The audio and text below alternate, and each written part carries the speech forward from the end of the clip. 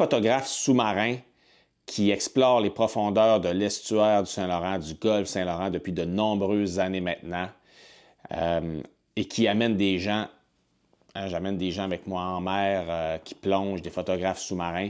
On me demande souvent quel est l'équipement dont je me sers, l'équipement photographique dont je me sers pour être capable de traduire la beauté de ces milieux de vie-là en photo, en vidéo. Ce qui est un défi parce que dans l'estuaire du Saint-Laurent, qui est plutôt le terrain de jeu, c'est ce que je fréquente, là, plus que le golfe Saint-Laurent, la qualité de la lumière est parfois assez difficile à cause de tout ce qu'on retrouve en suspension dans la colonne d'eau, hein, le phytoplancton, le zooplancton. Alors, la lumière du jour descend pas toujours très profondément en qualité, alors il faut faire face à ce défi-là. Aujourd'hui, j'ai décidé de vous présenter, de vous parler du meilleur objectif macro dont je me sers pour être capable de photographier les petites créatures qui pullulent sur le sol du Saint-Laurent. Le Saint-Laurent, hein, c'est vraiment pour les photographes sous-marins un paradis de la macro. Il y a tellement d'animaux accrochés sur les récifs, sur les rochers. On voit, il y a vraiment beaucoup d'occasions de photos à ce niveau-là, ce qui est la grande différence avec les mers du Sud, hein, quand on va au Mexique, le golfe du Mexique, la Floride, les Galapagos, bref, on les a en tête, là, ces sites-là. Souvent, il y a des grands bancs de poissons, il y a des grands animaux dans la colonne d'eau, des requins. Alors, souvent, notre attention va plutôt être portée vers ces animaux-là. Dans le Saint-Laurent, ce qui est le plus intéressant, c'est vraiment le fond. Parce que les bancs de poissons, on en voit, mais pas aussi facilement qu'ailleurs, encore une fois, à cause de la faible visibilité. Hein. On ne voit pas si loin que ça. En macro, c'est parfait. Hein? On faut être le plus près possible de nos sujets. On contrôle cette scène-là. Alors, c'est vraiment un environnement qui est parfait pour les macro-photographes. Et pour répondre à la question de quel est le meilleur objectif macro pour faire des images sur ce terrain-là, bien, il n'y a pas une seule réponse. Hein? Ça va dépendre de plusieurs choses. Tout d'abord, de l'équipement dont vous vous servez. Hein? Si vous êtes avec un full frame, si vous êtes avec un capteur APS-C, si vous êtes avec, comme chez Olympus, les Micro 4.3, ça va différer. Moi, je me sers d'un boîtier full frame Sony A7S II. J'ai un A7 II aussi, mais je me sers beaucoup plus du A7S II parce que c'est une caméra qui est très bonne en gestion de la basse lumière. Et je vous ramène à ce que je disais en entrée de jeu. Hein? La lumière dans l'estuaire du Saint-Laurent, c'est souvent assez difficile. Alors, plus qu'on a un boîtier qui va travailler efficacement en basse lumière, plus on est heureux. Les full frame sont meilleurs pour gérer la basse lumière que les plus petits capteurs. Hein? C'est quand même le gros bon sens. Plus que tu as une surface importante pour accueillir de la lumière, plus que tu vas être capable de travailler quand les conditions sont plutôt associables, si vous me permettez ce mot qui n'en est pas un, à la pénombre qu'au plein jour. Bon, il y a le capteur, il y a le boîtier, puis il y a aussi les sujets qu'on vise. Fait que là, c'est tout dépendant de ce qu'on veut faire sous l'eau, de ce qu'on a en main. C'est là qu'on va avoir à décider quel objectif on veut se servir. Moi, personnellement, je me sers chez Sony, je suis chez Sony, donc je me sers du 90 mm Sony macro, qui est un super bel objectif. Et je vous dirais que tout ce qui tourne autour de 90 mm, 100 mm, 105 mm, hein, chez Canon, c'est un 100 mm, chez Nikon, je pense que c'est un 105, je ne suis pas sûr. Mais tout ce qui tourne autour des 100 mm macro, c'est ce qui est le plus polyvalent. Ça va vous permettre de faire de super belles images en proxy photo. Hein, la proxy, c'est quand on n'atteint pas le rapport de 1 pour 1. 1 pour 1, c'est 1 cm dans la réalité, doit occuper 1 cm sur le capteur.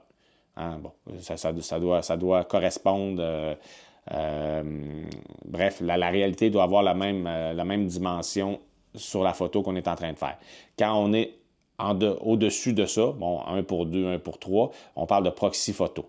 Moi, j'aime beaucoup le 90 mm parce qu'il me permet les deux. Il me permet de faire de la macro rapport 1 pour 1 avec un objectif qui offre un super beau piqué, qui permet de bien gérer, qui est lumineux, moi, je l'adore.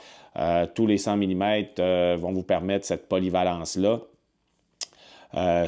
Tous les objectifs macro ou à peu près ouvrent quand même beaucoup. Là. On parle la plupart du temps, c'est du f2.8. Ce qui est important quand on travaille en basse lumière, si on est en lumière naturelle. Moi, je ne travaille jamais en lumière naturelle parce que ça ne se peut pas dans l'estuaire du Saint-Laurent. Ça prend vraiment des sources de lumière artificielle.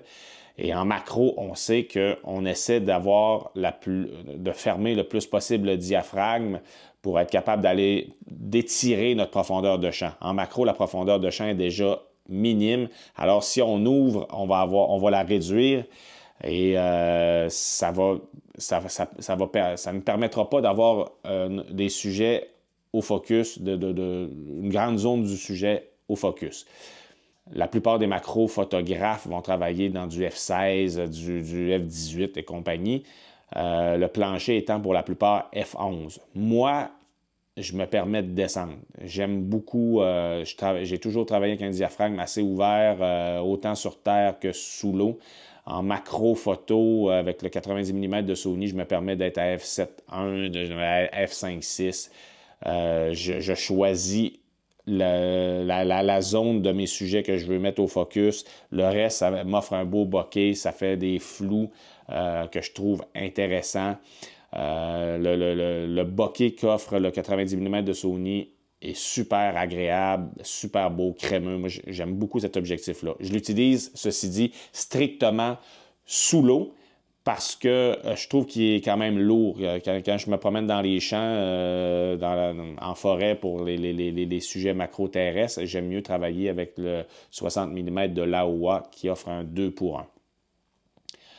Ce qui m'amène à parler de la super macro. Hein? Quand un 90 mm, un 100 mm, je trouve que lorsqu'on va aller un peu plus loin, quand on va aller chercher des crevettes, des tout petits sujets, là, on entre dans le monde de la super macro. On dépasse le rapport de 1 pour 1. On peut aller sur du 2 pour 1, du 3 pour 1. Et les 100 mm qui offrent une distance minimale de focus, souvent, on va les trouver un peu, comment dire, donc ça ne nous permettra pas d'aller chercher les plus petits sujets. Alors là, il y a deux solutions qui s'offrent à nous dans un tel cas. La plupart des macro-photographes sous-marins vont travailler avec ce qu'on appelle les dioptères, les wet lens.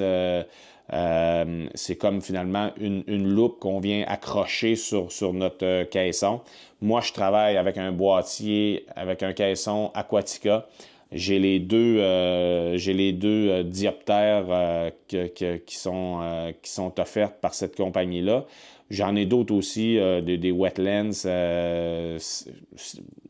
des loupes finalement, là, qui nous permettent vraiment de grossir nos sujets. Mais très honnêtement et très franchement, je ne m'en sers à peu près jamais. Pourquoi? Parce que je trouve que ces accessoires-là réduisent un peu le piqué des images qu'on obtient sous l'eau. Ce qui est déjà, hein, on s'entend que c'est un milieu qui pose un défi pour le piqué des objectifs. Hein. Alors, si on vient s'ajouter ce défi supplémentaire-là, moi, j'aime moins ça. Mais pour les plus petits sujets, c'est souvent obligatoire de passer par là. Ou alors, moi, chez Sony, ce que je fais, c'est que ma caméra me permet de passer d'un capteur full frame à un capteur APS-C. Dans ce cas-là, ça me fait un rapport de magnification de 1.5.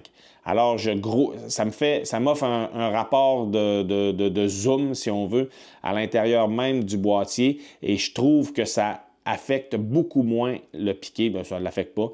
Alors, moi, c'est comme ça que je travaille pour aller chercher des plus petits sujets.